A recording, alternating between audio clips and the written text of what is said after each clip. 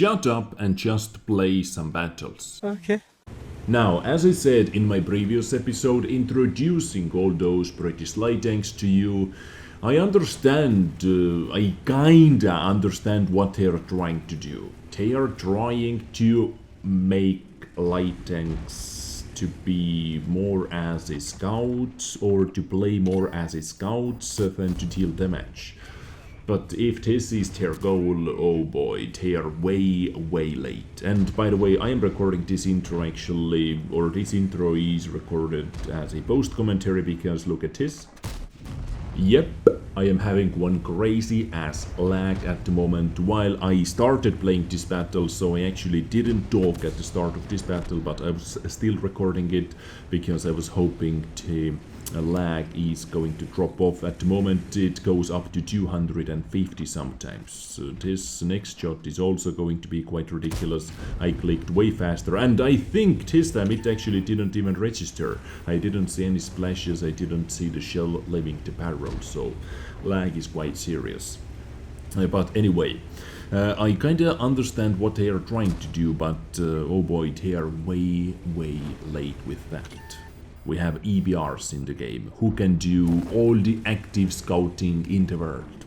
We have D100 in tier 10. We have all the other freaking light tanks, which can do passive scouting, which can do active scouting, which can deal damage at the same time. So, seriously, to give this tank or to give those British light tanks extra 5% camo value and the best penetration. Those two things are literally the only things on many of those British light tanks which are the best compared to the same tier light tanks.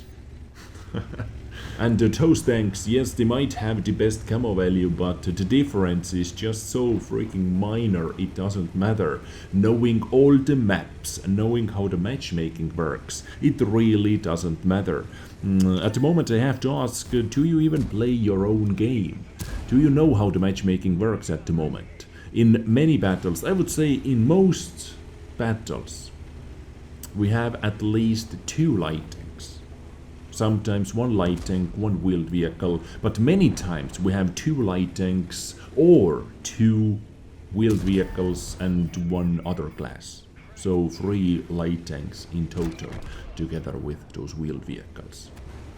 So if you design one vehicle which is supposed to sit in the bush and to spot with mediocre view range, with average view range, by the way, view range is also not the best compared to the like tier by tier. I think none of those British tanks have the best view range. The best view range is always on either German light tanks or on American light tanks. So if you design one vehicle which is supposed to sit in the bush and to spot, at the same time we have wheeled vehicles who are cruising around on the battlefield doing all the spotting for you. You do not have the best mobility. You do not even have the best mobility to do that active scouting yourself. Those vehicles, yes, they are super tiny, like Manticore compared to the Panzer wagon, which I just rammed, which was a mistake. I thought I am going to be reloaded before I actually touch him, because ramming in this tank is the worst, literally the worst thing you can do. All those British light tanks, they are so freaking light. If you even touch enemy tank, literally, if you even touch enemy light tank, you are going to be dead. I lost 478 hit points, and I did I even do any ramming damage? What? I didn't? Wait. I actually didn't see that while I was in the battle. Yes, I was able to kill that Rheinmetall with my shot, but before I actually had to ram it, but I didn't deal any damage whatsoever. This is so funny. Anyway, let's continue. talking about those British lightings. Talking about Manticore, I really too want to like it. I want to like it a lot, and at the moment I am not going to say that I am not going to say that I hate this tank. I am really not going to do that, because I want to like it. I am going to give it a chance. I am going to play many more battles. I am going to test it out on different map types, on city maps, which I know is not going to be the best map for this tank. I hopefully get some, or hopefully I get some Prokhorovka action, some Malinovka action, some super spotty maps. I am going to give it a chance, and maybe I get one 6,000 plus damage game. Do you know, by the way, what is the maximum damage in this tank you can get on average? 6,240, and it is a tier 10 light tank. But to get 6,240 damage, you have to hit every single shot, you have to penetrate every single shot. And how to hit and penetrate every single shot? You have to stay before you fire, you have to fully aim in your shot, which takes forever and half, and RNG has to be with you. So every single star, together with Serb's shining forehead, has to be aligned to be able to get the maximum damage battle.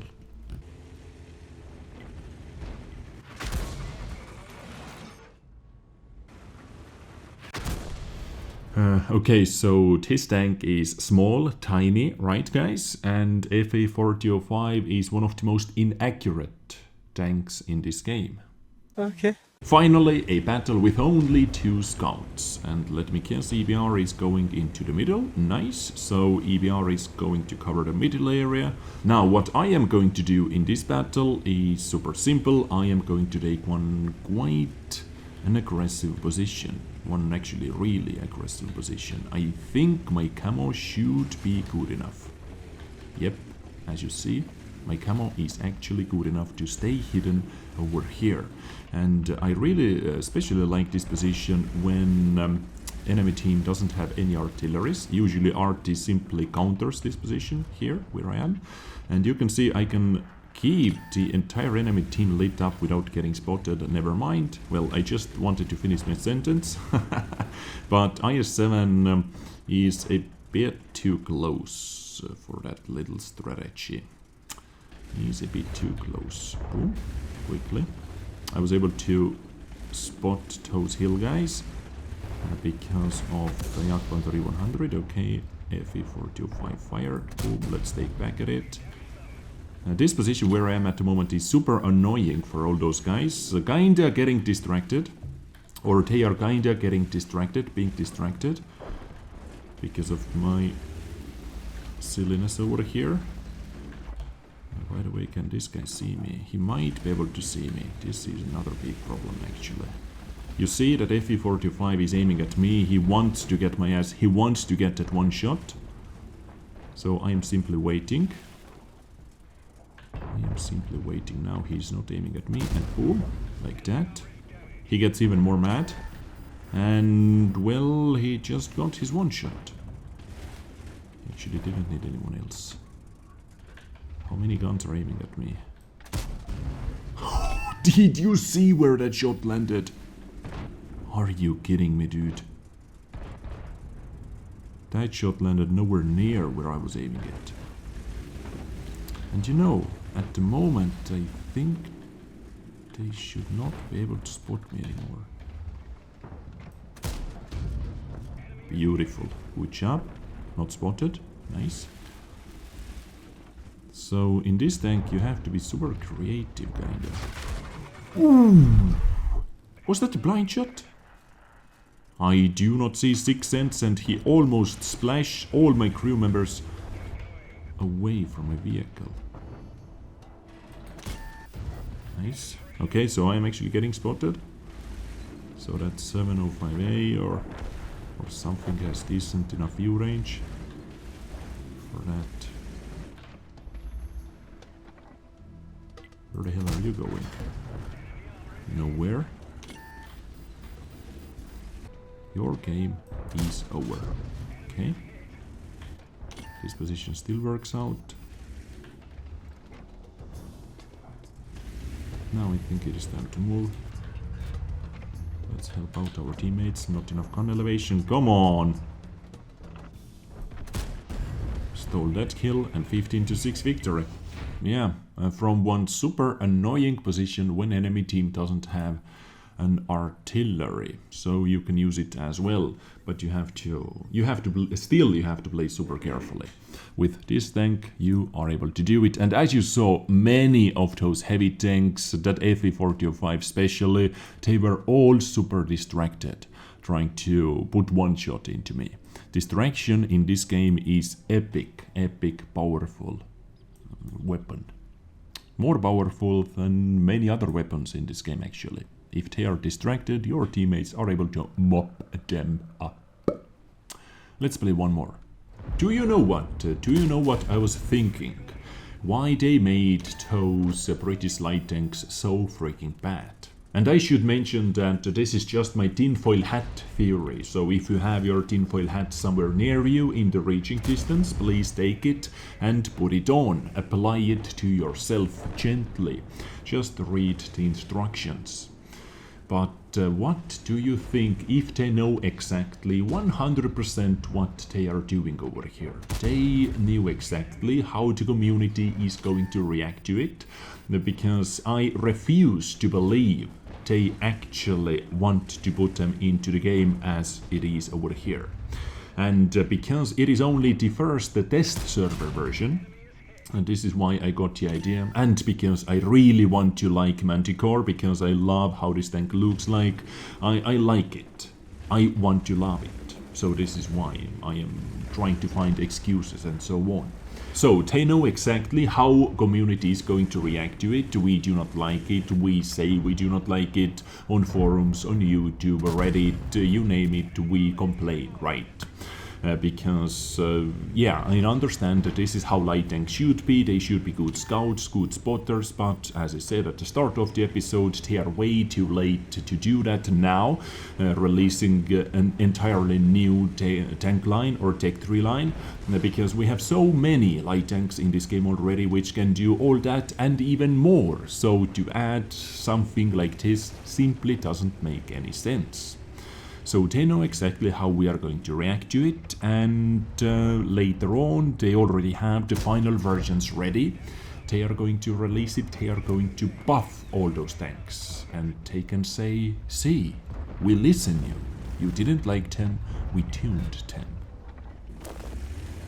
Maybe it is just to say that, see, we listen you. I know this is just super far-fetched tinfoil hat theory, but it is a possibility. Because what else are those tanks supposed to do? Let's take Manticore for example. In tier 10 battles, usually, as I said, you get at least 2 light tanks. So you want to do some active scouting, you want to do some passive scouting. Let's say you get one of the best maps for light tanks, Prokhorovka. But you spawn together with 2 other friendly light tanks. One of them is EBR-105. So you want to go into the bush, you want to be the first guy going into the bush. But guess what? EBR-105 is cruising around behind the enemy lines, already outspotting you, even with the poor view range. You want to do some active scouting? Well, guess what? EBR-105 is a lot faster, taking all the targets from you.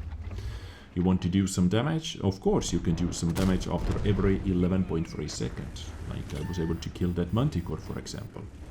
Now I have to wait for another 11.3 seconds to fire yet another shell, dealing under 390 damage, because rolls seems to be a bit broken as well. So Wargaming, if you are already at it, please fix the rolls.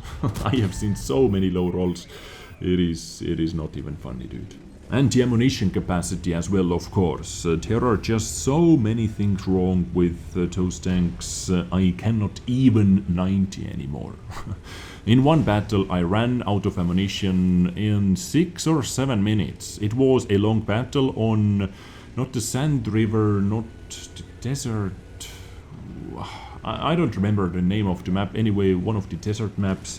I ran out of ammunition in 6 to 7 minutes. It was a long battle, and for the rest of the battle, For the rest, it was like 5 extra minutes. And it was so awkward to play. I ran out of ammunition so fast. There was nothing else left to do other than to troll around on the battlefield. I tried to do some spotting, of course. I was circling some tank destroyers. At the start of the battle, I was sniping a lot because we had 2 EBR-105s who did all the active scouting for me. They're way faster, way better at doing that. Of course, a bit less view range, actually a lot less view range, but still they're able to get so freaking close to the enemy tanks without putting them into too big of a risks. Easier to dodge shells and stuff like that. So I was able to snipe from the hill, from the south, southeast hill. Yeah, I believe you know the position. So after that, I felt super useless. Yes, I was doing some active scouting as well because nothing else to do with 0 ammunition left inside your tank. But this is it, yeah. And goodbye Gorilla 15, by the way. Boom, what a beautiful finish. What a beautiful, beautiful finish indeed. So once again, what are those tanks supposed to do? What do you think, guys? Do you like it? I cannot see how you can enjoy it. Do I recommend it? At the moment, no. I would say most of the average player base, I can say are not going to enjoy it, are not going to perform good in it. If you want to perform good in those tanks, you have to be supreme with your light tanks. You have to know exactly what you are doing. You have to know every single position on every single map. You basically have to be a unicum in this game to be able to perform crazy good in those tanks. And oh yes, for the end of the episode, let's talk about yet another thing which is kinda messed up. I am going to touch the same topic in my next episode where I feature the upcoming Tier 8 British Premium light tank. More about that in my next episode, but the issue is crew members. So Manticore has 2 crew members. For the start, it puts your commander under heavy pressure. Your commander pretty much desperately needs at least 5 crew skills to perform decently well. You need view range, both view range, crew skills, recon and situational awareness. You need Sixth Sense, you need you need the Brothers in Arms, and camo as well. So commander is under heavy pressure. Now if you have only 2 crew members inside your tank, it is way easier to knock out the entire tank, even if you have, let's say, like 1000 HP left. If someone kills both crew members, your tank is out from the battle. And finally, premium tank, at the moment at least, has 3 crew members instead of 2. And most likely with different skills on different crew members. Yeah. I hope you enjoyed today's episode, ladies and gentlemen. I catch you next time with something else. Stay awesome, take care, and bye.